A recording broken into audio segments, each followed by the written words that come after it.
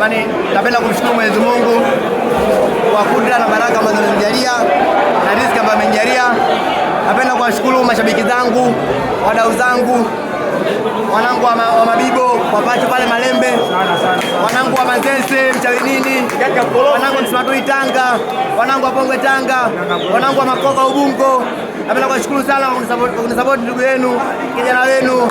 Napenda kushukuru Msimatui nyumbani kwa support. Napenda kumshukuru Beza Emmanuel Makiembe. Napenda kuwashukuru watu wote ambao mnanipambania siku za maisha yangu na msio kunipambania, msio kuniombea, msio kunisupport.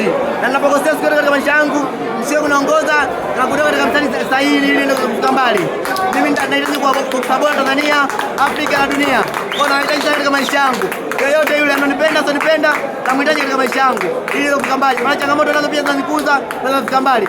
Asanteni sana, mtusupport sana. Mungu awabariki. Sina cha kuwapa, kila kwa hapa leo.